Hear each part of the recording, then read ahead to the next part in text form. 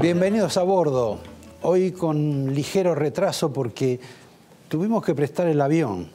Creo que lo trajeron a Macri de Chapadmalal, pero la verdad no sé, yo justo estaba preparando el plan de vuelo de hoy y no podría decirle, pero me parece que el presidente volvió después de estar 2 días en Chapadmalal con una celebración amistosa con amigos de vieja época y que también lo acompañan algunos en el gobierno, pero había que volver rápido porque está nervioso, está incómodo y preocupado. Preocupado más o menos por la interna que tiene con sus socios, preocupado más o menos por esta suerte de desafío que le ha hecho el peronismo con el tema de las tarifas y el desencadenamiento social que ha provocado el incremento de las tarifas, la posibilidad de que revisen las decisiones en el Congreso de la Nación, pasado mañana, que es donde va a haber un gran barullo. Pero lo que sí está preocupado por otra cuestión. La otra cuestión es la corrida cambiaria. Porque como ustedes saben, la semana pasada la Argentina tuvo que vender el Banco Central más de 4.000 millones de dólares con un agravante. El día viernes, antes de cerrar la jornada, y debido a que la demanda de dólares era incesante, el Banco Central, Federico Sturzenegger, se dio el gusto de subir en 300 puntos básicos, 3%, la tasa de interés de las LEBAC. Unos dicen que así se vuelve al carrité, se tranquiliza la gente, etc. Pero no se tranquilizó la gente el viernes. Siguieron comprando dólares. Y esa es una preocupación que el gobierno tiene, porque ya ponga la tasa al nivel que quiera ponerla, aparentemente no da resultados. Y este es un tema muy delicado. Tan delicado que Macri está con la margarita. Llamo a Juan, llamo a Pedro, lo consulto a Tito, le pregunto a Carlitos, cambio de ministros, invito a otros ministros, sigue con la margarita. Estamos en momentos de definiciones y posiblemente esta noche, mañana, algún tipo de decisión tome, porque verdaderamente se ha complicado. Cambios, modificaciones del plan económico, perseverancia en el plan económico. En el último bloque de este programa, alguien nos va a acercar alguna pista de la realidad. Mientras tanto, en el gobierno se vive una interna, como ustedes saben, que ya no es interna, es externa. Es la del presidente del Banco Central con el trío que está en la jefatura de gabinete. El viernes, al subir las tasas, Federico Sturzenegger se vengó de aquel mediodía patético del 28 de diciembre del año pasado, donde lo humillaron tanto Quintana como Lopetegui, Caputo y Peña, por supuesto. Igual, la situación es, yo diría, sorprendentemente patética para todos nosotros. El gobierno dice, Peña dice, Duhovne dice, y cuanto funcionario hay, dice, está bajando la inflación. Si está bajando la inflación, ¿por qué suben 3 puntos la tasa de interés? Poco explicable. Pero es tan poco explicable que hasta el propio presidente ha decidido, bueno, mirar hacia otro lado, convocar a otra gente. Entonces, por ejemplo, llamó a Carlos Melconian, que está siempre con el traje azul puesto, y no sabemos de qué conversaron. Pero la gran sorpresa, la novedad de la semana, fue que nos enteramos que había convocado a otra persona, a un exministro, a Domingo Felipe Cavallo. Desde entonces está inundado de versiones la Argentina con la posibilidad de que Cavallo vuelva al gobierno, a este gobierno, en el cual nunca participó, pero como sabemos tuvo alguna participación importante en lo de Carlos Menem, con bastante éxito, y con Fernando de la Rúa con un epílogo bastante desastroso. Pero vamos a aclarar algunos puntos. El primero, dudo que Macri esté pensando en designarlo a Cavallo. El segundo, Cavallo no va a aceptar ser ministro ni de Macri ni de nadie. Tiene algunas cuestiones de salud que atender que difícilmente lo habiliten para tener la actividad que tenía en el sector público, como ministro o como funcionario. Sí puede ser, tal vez, un consejero. Un consejero que hoy, por ejemplo, publicó un artículo donde propone diversas ideas para que tome en cuenta el gobierno. Esas ideas suponen una crítica a la gestión económica de la administración Macri, al propio Macri, porque Macri se presume como ministro de Economía. Pero nítidamente dice, no es para alarmarse lo que ocurre, pero es preocupante.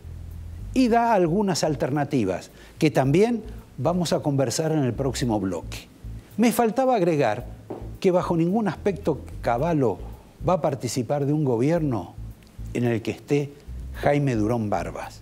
Y Jaime Durán Barbas está en el gobierno de Macri. El viernes fue llamado de urgencia por Macri para ver qué solución le encuentran a un problema capital para el presidente, que es su caída en las encuestas y que ha arrastrado también a María Eugenia Vidal. Dos datos preocupantes e inquietantes para los sueños electorales del PRO.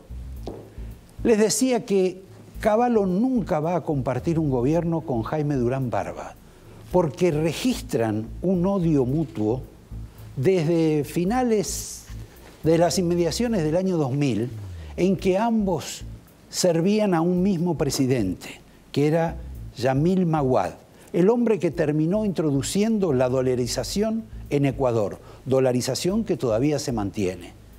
Pero en esa época, Cavallo proponía a Maguad que hiciera los cambios que correspondían hacer. Y Jaime Durán Barbas decía, no hagas ola porque no te conviene. Si ustedes ven, si ustedes asocian, tenemos una situación aproximadamente parecida. Pero en este programa, en una instancia que no la teníamos prevista, hace más de un año, Domingo Cavallo habló sobre ese conflicto con Jaime Durán Barbas. Le pido, director, si lo podemos ver. Durán Barbas le hizo ganar la elección a Yamil Maguad, me consta, y le daba a Yamil Maguad los mismos consejos que parece estar dándole ahora al gobierno de Macri. Y no es lo que pospusiera, que esperara. Y el pobre Yamil Maguad se le venía arriba una crisis fenomenal, pero resulta que con la teoría de que hay que tratar de no hacer demasiadas olas, ir muy despacio, no tomar medidas que impliquen costos políticos inmediatos, el pobre Yamil, un hombre muy capaz y muy bien intencionado, tomó una decisión de dolarizar la economía que trajo beneficio, pero los trajo para los que lo sucedieron, porque él cayó a los 2 o 3 días de haber tomado esa decisión. Les recuerdo que estos hombres confrontaron mucho una guerra entre ambos. Mientras hacían esa guerra, no pudo completar Maguad su mandato. En un país donde normalmente los presidentes se han repetido varias veces en el cargo. Me acuerdo de uno, Velasco Ibarra, que fue elegido 7 veces presidente. En consecuencia es un pueblo bastante conservador para mantener a sus mandatarios, pero no en este caso. Cambiamos de escenario, dejamos el Ecuador, el trópico, las bananas, y venimos a la Argentina, donde esta semana, pasado mañana, también en apariencia reaparece Elisa Carrió luego de un viaje que hizo por el exterior. Hay una incógnita sobre este regreso, al margen de su participación en los debates legislativos. Es público que Macri ha hecho un pacto político con el titular de la Corte Suprema, el señor Ricardo Lorenzetti. La pregunta es, ¿cómo le va a caer a la señora Carrió esta suerte de asociación política entre ambas personas? Entre esas personas a las cuales, a una de ellas, ella lo ha denunciado por derecha, por izquierda, de atrás, de frente y de perfil. Siguiendo con estos temas de la justicia y preguntándonos, por ejemplo, ¿cuál fue la razón por la cual Cristóbal López nunca quiso hablar después de haber sido liberado temporariamente de la cárcel y a pesar de haber prometido que iba a hablar, que iba a denunciar, que iba a contar historias, que iba a revelar secretos? No habló ninguno, no dijo nada y mansamente ha vuelto ahora otra vez a la prisión. Con relación a este tema de López y estas historias policiales de estafas y no estafas, en general ustedes saben que yo no conozco, no me interesa demasiado. La sección policial siempre en general la he pasado con las hojas, pero hay un dato bastante interesante que en general no se repara. Ustedes saben que hay un señor Cuccioli que es el nuevo titular de la AFIP y que hay un señor Rosner que fue el representante en alguna medida de Cristóbal López mientras Cristóbal López estuvo detenido. Está comprobado, es público, hay una carta además del señor Rosner, que Cuccioli y Rosner se reunían cuando López estaba preso, presuntamente para negociar el futuro, la suerte de las empresas de López. Les recuerdo, negociaba el representante de Macri, el señor Cuccioli, que estaba en el gobierno, y el señor Rosner, que era el representante de Cristóbal López. Punto y aparte. Hay una medida interesante, conflictiva, de ahorro por parte del gobierno que está en marcha y de la cual vamos a tener que hablar y escuchar infinidad de opiniones.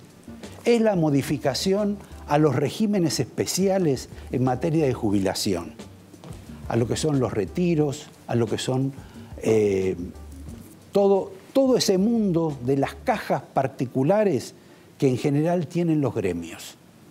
Ahí va a haber, o se intenta que haya, un recorte, porque estamos hablando de más de 100.000 millones de pesos. 100.000 millones de pesos, en situaciones que son absolutamente, diría, anómalas y que afectan a gremios como el de los docentes, porque nadie sabe lo que ponen y lo que se llevan, que afecta al gremio de los judiciales, que afecta a gremios como el de Luz y Fuerza también. Una larga lista, impresionante la lista que vamos a ver y la discusión que va a haber al respecto. Y ya que estamos con recortes, hay un proyecto que naufragó en el gobierno, que es la creación de una especie de agencia antártica, que proponía desmilitarizar la Antártida, que las bases, algunas cerraran, otras fueran licitadas para ser administradas por particulares, por privados. El propósito es gastar menos. La verdad que ha habido bastante confusión con esto, porque convertir todo eso en un área turística hacia el futuro es un poco confuso. Las ideas que había sobre lo que se iba a ahorrar eran bastante particulares, hablaban de 1.500 millones de dólares cuando en realidad son 1.000 millones de pesos y la diferencia, como ustedes saben, es abismal. Pero en la Argentina, no sé si todavía está en claro la responsabilidad que tiene sobre Malvinas, porque como ustedes saben, el Polo Norte ya se lo repartieron 8 naciones, 8.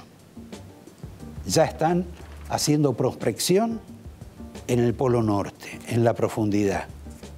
En la Antártida la situación todavía no está tan desarrollada, pero por ejemplo China está por instalar la base con mayor cantidad de gente que hay en toda la Antártida. Y como ustedes saben, unos pocos países, entre los cuales está la Argentina, el tema particularmente de la soberanía es importante, porque es uno de los pocos países que puede reclamar soberanía sobre ese territorio o sobre una parte de ese territorio. De ahí que suena bastante rara ese propósito de privatizar la Antártida, del mismo modo que también en algunos casos hay algún tipo de inquietud por la reducción en el INVAP. INVAP, que la Argentina este año celebra la primera venta de un satélite. En este momento creo que hay dos, uno ya se vendió, el otro creo que lo están terminando, a países que no son países atrasados, como es el caso de Nueva Zelanda. En fin, me parece que hay algún tipo de anomalía entre lo que se quiere reducir y lo que se necesita responsabilizar a un país. Porque un país, por más que se ha repetido a lo largo de la vida, no es exactamente una empresa. Quizá el que mejor definió este cuadro, y antes de presentar los invitados, es el invitado que tuvimos la semana pasada, que es Jorge Jacobe, que fue una revolución en la audiencia. Le pido al director que me pase un pedacito de lo que él dijo y que luego vuelva para que yo les invite, les proponga quiénes son los 3 convocados de esta noche al programa. Por favor, director.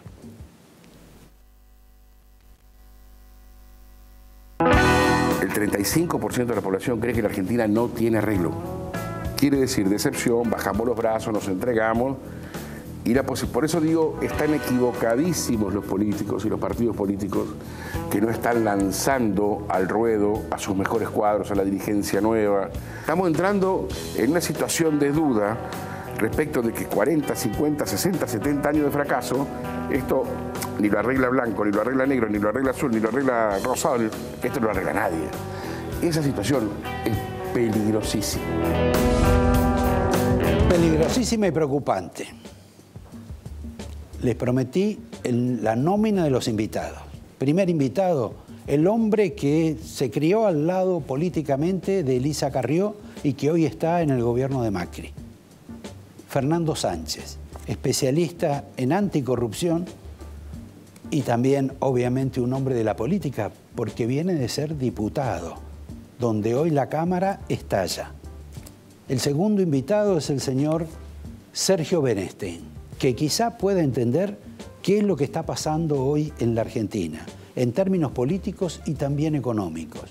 Y por último, quien nos puede hablar sobre los cambios, sobre qué es este artículo, esta novedad de Cavallo, y sobre si ha llegado la hora de que Mauricio Macri siga deshojando la margarita para ver si cambia o no cambia. Porque si el miércoles, después del Día del Trabajo, la corrida sigue, me parece que entramos a navegar a una velocidad que la Argentina no está acostumbrada. En un minuto volvemos con Fernando Sánchez.